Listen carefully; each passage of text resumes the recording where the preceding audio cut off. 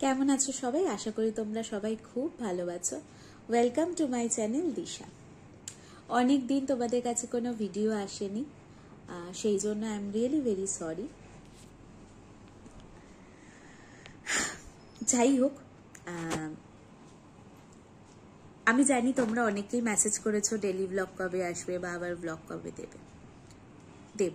অবশ্যই দেব, কিন্তু তোমরা সবাই জানো সিচুয়েশন, মন মানসিকতা একটা খুবই সাধারণ মানুষ হিসাবে আমার ভালো নেই। আর এমনই একটা সমাজে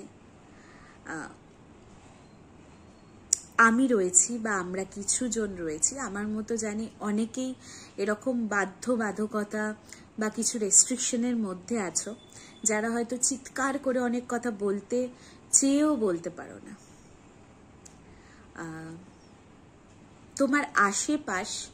তোমার আশেপাশের অবস্থা তোমাকে দমিয়ে দেয়, কিন্তু ওই কিছু তো করার নেই। যদি তুমি কিছু করতে চাও, সেখানে তুমি মানসিকভাবে, শারীরিকভাবে খুবই বিধ্বস্ত হয়ে পড়বে। আর তোমার কিছু হলে দেখবে কে?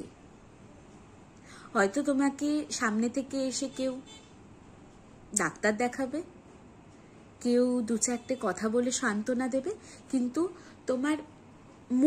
তোমার মনের ভেতরের যন্ত্রণা, কষ্ট, সেগুলো বুঝবে তো তেমনভাবে কেউ না। যাই হোক, সেই জন্য আমরা হয়তো অনেকেই অনেক কথা বলতে চাইছি, অনেক কিছু বলা যায় শিক্ষিত নাগরিক হিসাবে অনেক কিছু করতে চাইছি, অনেক কিছু বলতে চাইছি, কিন্তু পারছি না। এই না পারা আমাকে অন্তত অনেক কষ্ট দিচ্ছে, কিন্তু কিছু করার নেই। ওই যে সমাজ নামক ট্যাবুটার মধ্যে জর্জরিত।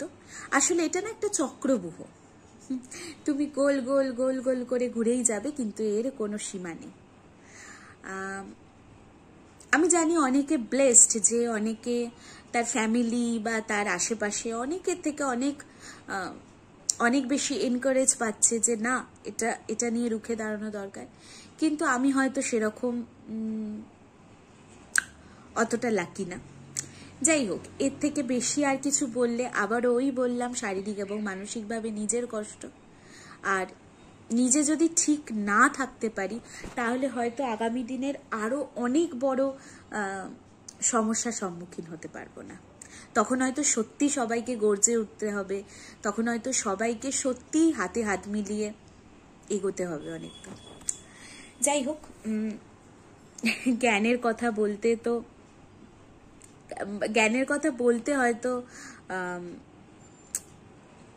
বেরিয়ে যায় মাঝে মধ্যে, কিন্তু শুনতে হয়তো অনেকের ভালো লাগে না। যাই হোক, আমি সেটার জন্য আসিনি। আমি তোমাদের কিছু গল্প শোনানোর জন্য এসেছি, যে গল্পগুলো আমার খুব কাছের গল্পগুলোর মধ্যে একটা। যাই হোক, গল্পটা এতটাই বড় যে আমি তো এরকম ভাবে একটা ভিডিওয়ে বলতে পারবো না, তোমাদের সেটা শুনতেও ভালো লাগবে না। তো আমি গল্পটা বলবো, গল্পটা তোমরা শুনে আমাকে বলো যে এটা কেন হলো, বা এটার পিছনে কি দায়ী। ঠিক আছে, তো চলো তাহলে শুরু করা যাক। একটা গ্রাম ছিল, দক্ষিণাপুর বলে একটি গ্রাম ছিল। সেই গ্রামের একটা ছোট্ট এলাকায়, একটা ছোট্ট ঘরে একটা ছোট্ট মেয়ের জন্ম হয়, আজ থেকে বেশ অনেক বছর আগে। মা বাবার একটি মাত্র মেয়ে। বাবার মনে নিদারুণ আনন্দ, মায়ের মনেও তাই। ঘর আলো করে লক্ষ্মী এসেছে বলে কথা। মেয়েটি একদম নিম্ন মধ্যবিত্ত পরিবারে জন্ম নেয়। মা বাবার ভীষণ আদরের, ভীষণ ভালোবাসার সেই মেয়েটি ছোট থেকে অনেক কষ্ট করে মা বাবা তাকে বড় করে। এই কষ্ট বা দুঃখ যদিও সে কখনো ছোটবেলায় পায়নি, বা হয়তো পেয়ে থাকলেও সে সেগুলোকে নিজের মনের মধ্যে বসতে দেয়নি, কারণ সে বাই নেচার খুব সহজ সরল সাধারণ সাদা মাঠা একটি মেয়ে ছিল। সো কল্ড সুন্দরী বলতে যেটা বোঝায়, মেয়েটা কিন্তু সেরকম সো কল্ড সুন্দরী ছিল, কিন্তু তার সে বাই নেচার যেহেতু খুব সহজ সরল সাধারণ একটি মেয়ে ছিল, তাই কখনো এই ধরনের পারিপার্শ্বিক যে ট্যাবুগুলো সে কিন্তু তার মনের মধ্যে কখনো নিয়ে আসেনি। সে নিজের মতো নিজে আনন্দ করে জীবনটাকে কাটাতে ভালোবাসত। কিন্তু সমস্যা কোথায় হলো? সমস্যা এখানেই হলো, যেহেতু নিম্ন মধ্যবর্তী পরিবারে জন্ম এবং যেহেতু মেয়ে, তাই সমাজ নামক এই যে একটি ব্যাকটেরিয়া, এই যে একটি ভাইরাস, সেটা মেয়েটির পরিবারে এতটাই বেশিভাবে মেখে গিয়েছিল, এতটাই বেশি এফেক্টেড ছিল যে ওই মেয়ে হয়েছে এবং মেয়ে মানে কিছু বাউন্ডারিজ, তো সেটা মেয়েটা ভীষণভাবে ফেস করতে থাকে একটু বড় হওয়া থেকে। তো আস্তে আস্তে মেয়েটা বড় হতে থাকলো, পড়াশোনায় ভীষণ ভালো ছিল, মানে একদম যাকে বলা যায় সো কল্ড ভালো মেয়ে, মেয়েটা কিন্তু সেটাই ছিল। এবারে মেয়েটার চারিত্রিক বৈশিষ্ট্য তো তোমাদের বললাম, এবারে মেয়েটার একটু পছন্দ নিয়ে কথা বলি। মেয়েটার প্রিয় বন্ধু ছিল বই। আসলে যেহেতু মেয়েটি একা, পরিবারের একটি মাত্র মেয়ে এবং মেয়েটির ভাই বোন কেউ ছিল না, তো সেই জন্য মেয়েটি একা একা বড় হয় ছোট থেকে। ফলত কি হয়, মেয়েটার যে মনের কথা সে প্রতিদিন এসে বলবে, স্কুলে কি হচ্ছে, তার মনের মধ্যে কি চলছে, সেরকম কোনো মানুষ ছিল না। মা বাবা প্রচন্ড মেয়েটাকে ভালোবাসলেও মা বাবা কখনো কিন্তু মেয়েটার বন্ধু হয়ে উঠতে পারেনি। ইভেন মেয়েটা পরবর্তী সময়েও মেয়েটার লাইফে যারা যারা এসেছে, জড়িয়েছে, রিলেটিভস হোক, মানে পরিবারে কিছু জন হোক, বা স্কুলেতে কলেজে স্যার ম্যাম হোক, তারা কেউ বন্ধু হয়ে উঠতে পারেনি। তাই তেমনভাবে বন্ধু বলতেও কেউ ছিল না। কিন্তু প্রতিটা মানুষের জীবনে বন্ধুত্ব প্রয়োজন হয়, তো মেয়েটার বন্ধু হয়ে ওঠে বই। মেয়েটা বিভিন্ন জায়গা থেকে ছোট ছোট বই পড়ত। আস্তে আস্তে বই পড়ার নেশাটা তাকে গ্রাস করল। স্কুলেতে পড়াকালীন, কলেজে পড়াকালীন মেয়েটা যে ক্লাস করতে ইচ্ছে করতো না, সেই ক্লাসের ফাঁকে সে বই পড়ত। এই বই পড়া আস্তে আস্তে তার মধ্যে লিখতে পারা, নাটক লিখতে পারা, গল্প লিখতে পারা, কবিতা লিখতে পারা, এগুলো আস্তে আস্তে তার মধ্যে তৈরি হতে থাকলো। এই তৈরি থেকে মেয়েটা নিজের মনে মনে ঠিক করলো সে এই সাংস্কৃতিক দিকেই থাকবে, মানে কালচারাল ফিল্ডেই সে কিছু একটা করবে। আস্তে আস্তে যখন বড় হতে থাকলো, তার খুব ইচ্ছা ছিল সে থিয়েটারে অভিনয় করবে। কিন্তু ওই যে নিম্ন মধ্যবিত্ত পরিবার এবং সোসাইটি, এই দুটো ব্যাধি মেয়েটার সেই যে একটা সুপ্ত ইচ্ছা, সেটাকে কখনো বাস্তব হতে দিল না। ফলত সব কালচারাল জায়গা থেকে আস্তে আস্তে সরতে থাকলো সেই মেয়েটা। কেন? তার কারণ হচ্ছে চাকরি পেতে হবে, পড়াশোনা করতে হবে, পড়াশোনায় ভালো করতে হবে, চাকরি করতেই হবে, টাকা রোজগার করতে হবে।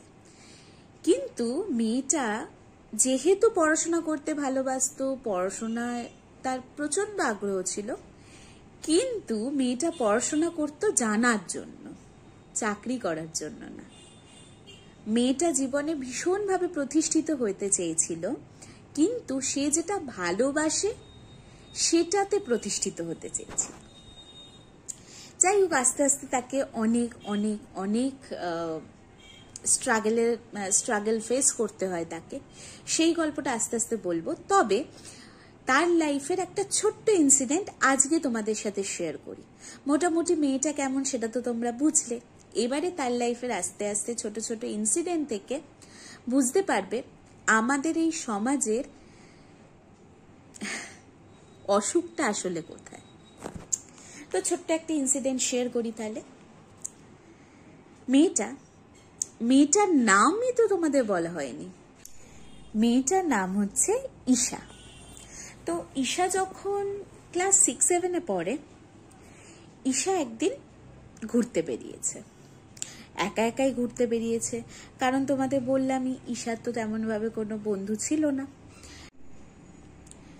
সে আসলে একটা পেন কিনতে বেরিয়েছিল। স্কুল যাতায়াত পথে একটা পেনের দোকান পড়তো।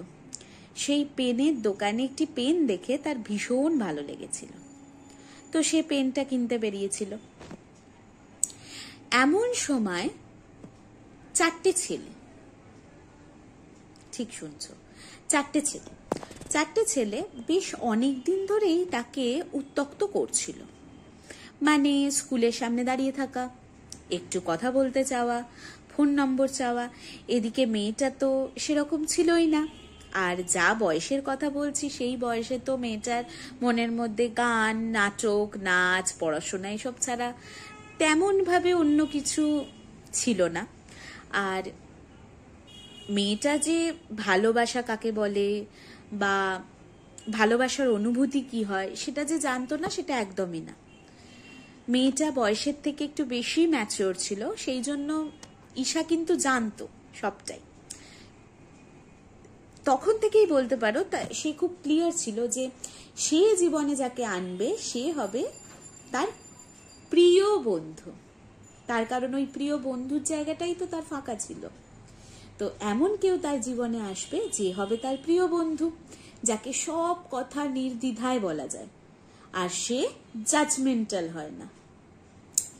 তো সেই জিনিসটা ছোটবেলা থেকেই তার কাছে খুব ক্লিয়ার ছিল বলে তেমন ভাবে খুব একটা কাউকে পাত্তা দেয়নি। যাই হোক, তো 4টি ছেলে প্রচন্ড ভাবে উত্ত্যক্ত করছিল স্কুলের সামনে দাঁড়িয়ে থাকা। যদিও ঈশা কিন্তু একা একা স্কুল যেত না, ঈশাকে তার পরিবারের কেউ না কেউ স্কুলে দিয়ে আসা নিয়ে আসা করতো। আর আদারওয়াইজ ঈশা টোটো করে যাওয়া আসা করত। অনেকদিন আগের কথা বলছি, কিন্তু তখনও টোটো চলতো, যেগুলোকে অটো বলা হতো। ঠিক আছে, তো আচ্ছা অটোই বলি, সেই অটো করে যাওয়া আসা করত সে আর তার কিছু বান্ধবী একসাথে। তো যাই হোক, এবারে সে তো পেন কিনতে গেছে, খুব ভয়ে ভয়ে গেছে। এদিকে বাড়ি থেকে তো তার একা একা কোথাও যাওয়া বারণ, কিন্তু তখন কেউ না থাকায় এবং পেনের দোকানটা বাড়ির খুবই কাছে হওয়ায় বলে তার মা বাবা, ঠিক আছে যাও, তাড়াতাড়ি চলে আসবে কিন্তু। এই হলো ব্যাপার। এবারে 4টি ছেলে আবার উত্ত্যক্ত করতে শুরু করেছে। দেখতে পেয়েছে রাস্তায়, আবার দেখতে পেয়েছে ঈশা একা যাচ্ছে রাস্তায়, কারণ একা তো ওকে পায় না। তো তারা পিছু নিতে শুরু করে। এবারে এই পিছু নেওয়া দেখে সমাজের একজন কীট নাগরিক কি করে, সোজা গিয়ে ঈশার বাবা মাকে বলে দেয়। ঈশার বাবা মা তো শুনে ভীষণ রাগ করে। তারা ভাবে, হ্যাঁ আমার মেয়ে এইটুখানি বয়সে এইসব করছে, চিন্তা ধারণার বাইরে, এরকম কিভাবে সম্ভব। ওই যে তোমাদের বললাম, নিম্ন মধ্যবিত্ত পরিবার, সমাজের ট্যাবু, আসলে সম্মানহানির ভয়। তো ঈশাকে সঙ্গে সঙ্গে নিয়ে আসা হয়, তার বাবা তাকে আনতে যায়, নিয়ে আসা হয় এবং প্রচন্ড প্রশ্নের সম্মুখীন হতে হয় ঈশাকে, যে তুই কেন এটা করেছিস, তুই নাকি তাকে কোনো চিঠি দিয়েছিস। সে যে বলল, এবং তার থেকেও বড় কথা যেটা, ওই যে 4টি ছেলেকে ধরা হয়, মানে ঈশার মা বাবা ওই 4টা ছেলেকে ধরে তাদের অনেক জিজ্ঞাসা করে। এবারে সেই ছেলেগুলোও তো ছোট, এবার সেই ছেলেগুলোকে তো ধরে ফেলেছে। তারা ভয় পেয়ে তারা কি করে, তারা ঈশার নামে মিথ্যে কথা বলে যে ঈশা নাকি চিঠি দিয়েছে তাদের।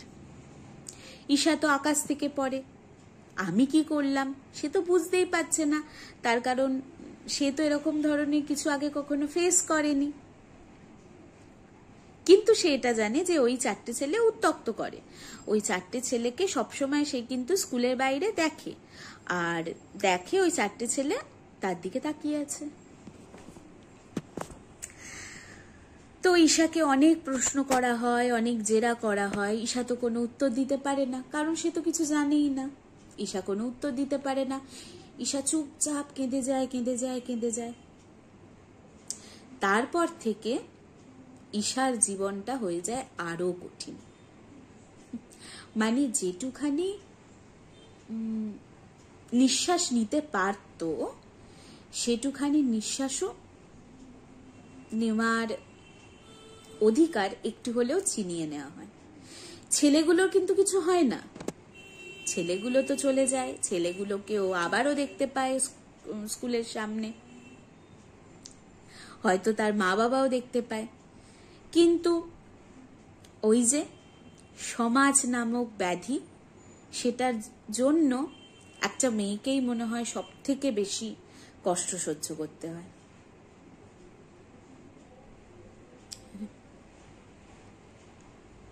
সব থেকে বড় ব্যাপার, সমাজ নামক ব্যাধিতে এতই বেশিভাবে প্রত্যেকটা মানুষ জড়িত যে কারো সিদ্ধারা তেমন ভাবে সোজা থাকে না যে সত্যিকে সত্যি এবং মিথ্যেকে মিথ্যে বলবে, কারণ তাদেরও তো পিঠ বাঁচিয়ে চলতে হবে, না হলে তো সমাজ থেকে আবার ধাক্কা খাবে, তখন তারা কোথায় যাবে। তো ঈশার এই একটা কাহিনী তোমাদের সাথে শেয়ার করলাম।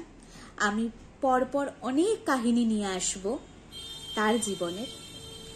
তো এই ঘটনাটা শোনার পর তোমাদের কি মনে হচ্ছে সেটা তোমরা আমাকে জানাবে, যে ব্যাধিটা কোথায়। আজকে সমাজে যা যা অন্যায় হচ্ছে, যদি সাধারণ মানুষের সিদ্ধারা সোজা থাকতো, যদি সাধারণ মানুষ প্রকৃত শিক্ষায় শিক্ষিত হতো, তাহলে কি আমাদের সমাজের ব্যাধি এত বড় হয়ে যেত? আসলে সমাজ তো মানুষ নিয়ে তৈরি, সমাজ তো একটা জড় বস্তু, সেটাকে চালনা করছে আমাদের মতো সাধারণ মানুষরা। হয়তো ঈশার মতো অনেক অনেক মেয়েরা আছে যাদের এরকম অনেক সমস্যা ফেস করতে হয় প্রতিদিন, প্রতি মুহূর্তে। ঈশা কি সত্যি এতটা, ঈশা তো ক্লাস 6-7 পড়া একটি মেয়ে, তো ঈশাকে কি এই প্রবলেমটা ফেস করতে হতো, নাকি ঈশার মা বাবার উচিত ছিল বা ঈশার পরিবারের আর 5 জন মানুষের উচিত ছিল ঈশাকে ঠান্ডা মাথায় ভালোভাবে বুঝিয়ে জিজ্ঞাসা করা, আচ্ছা তুমি কি এই ছেলেগুলোকে কখনো দেখেছো, বা what is the situation behind this story, এর ভেতরে বা এর ভিতরে কি কি আছে, বা এর ভিতরে কি ঘটনা ঘটেছে, কেনই বা ছেলেগুলোকে দেখা গেছিল তোমার চারিপাশে। আসলে ব্যাপারটা হচ্ছে,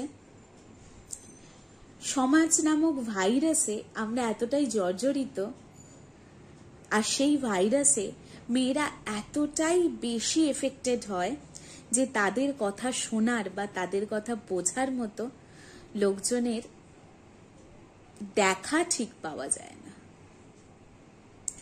কারণ লোকজন তো সেটাকে নিয়ে গসিপ করতে, সেটাকে নিয়ে সমালোচনা করতে বেশি পছন্দ করে, তাই না? যাই হোক, এটা ছিল আমার মত। ঈশার আরো অনেক স্টোরি তোমাদের কাছে নিয়ে আসবো। এই গল্পটা আমার জীবনের অন্যতম শ্রেষ্ঠ একটা গল্প।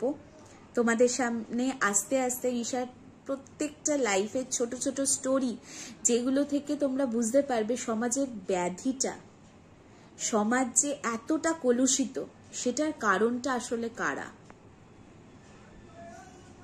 আজকে না হলে কোনো একজন কেউ এত বারবারন্ত দেখাতে পারতো না যদি সাধারণ মানুষ তাদের সিদ্ধারাটা বজায় রাখতো, সিদ্ধারাটা সোজা রাখতো। চলো তাহলে কিন্তু তোমরা কমেন্ট করো যে ঈশার মা বাবার করাটা কি উচিত ছিল? তার মেয়েকে কি বকাটা উচিত ছিল, নাকি ঈশার মা বাবার শুধু না, ঈশার পরিবারের প্রত্যেকটি মানুষের কি করা উচিত ছিল? তার থেকে জানাটা উচিত ছিল আসলে কি ঘটনা ঘটেছিল, নাকি তাকে বকাঝকাটা করার, মানে বকাঝকাটাই উচিত ছিল? তোমরা কিন্তু অবশ্যই কমেন্ট করে জানিও। চলো আজকের মতো ঈশার একটা ঘটনা এখানেই আমি সমাপ্ত করলাম। আবার আসছি ঈশার আরো একটা ঘটনা নিয়ে। চলো টাটা।